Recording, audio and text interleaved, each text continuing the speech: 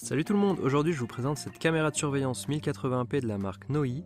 Cette caméra Wi-Fi est faite pour être utilisée en intérieur et fonctionne grâce à l'application fournie.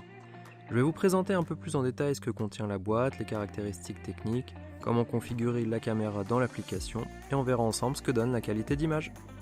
À l'intérieur de la boîte, on a la caméra, un manuel d'utilisation, un adhésif 3M, un adaptateur secteur 5V et un câble d'alimentation de 1,5 m.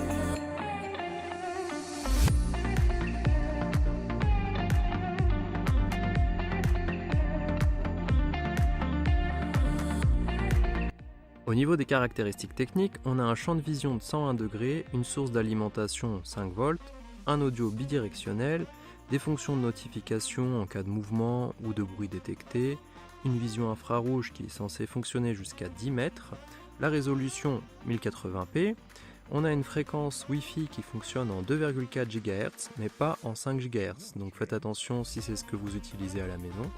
On peut aussi utiliser une carte micro SD qui va de 4 à 128 Go, ce qui permettra d'enregistrer en local les vidéos. On peut aussi utiliser l'enregistrement cloud via l'application grâce à un abonnement à 5 € par mois qui vous permettra de conserver jusqu'à 7 jours de vidéos.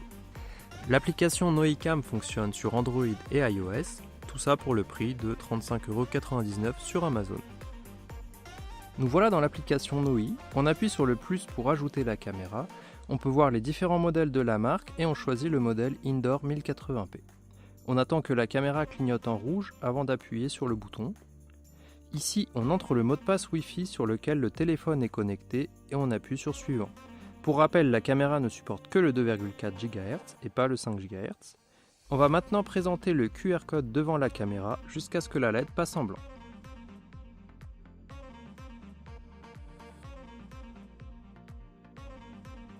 Après quelques secondes, l'appli nous propose de choisir un nom et on la voit apparaître dans la liste avec la dernière image capturée.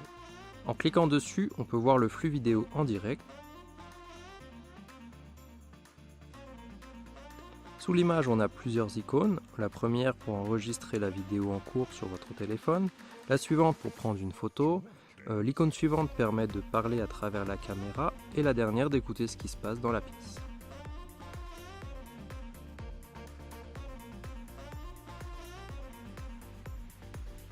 Dans les paramètres de la caméra, on peut choisir d'enregistrer le son, de désactiver la LED, de choisir la qualité vidéo, etc. Dans détection de mouvement, on va pouvoir choisir la sensibilité de détection, mais aussi une plage horaire dans laquelle on souhaite recevoir des alertes.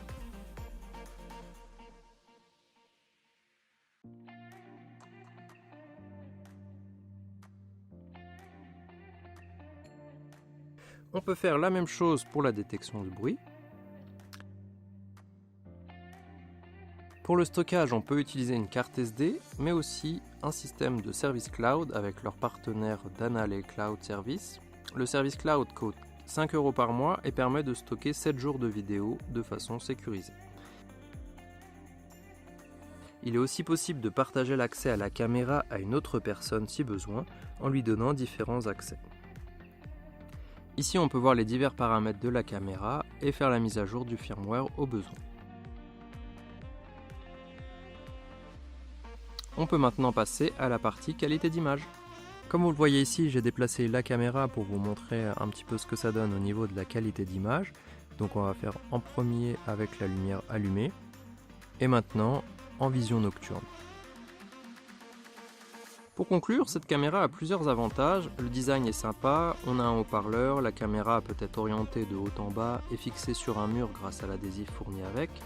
Le câble d'alimentation vient se brancher et se enclencher parfaitement au dos de la caméra.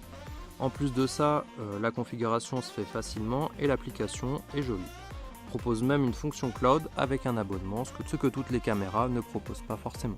Voilà, j'espère que ça vous a plu. Si c'est le cas, n'hésitez pas à vous abonner et on se voit dans une prochaine vidéo.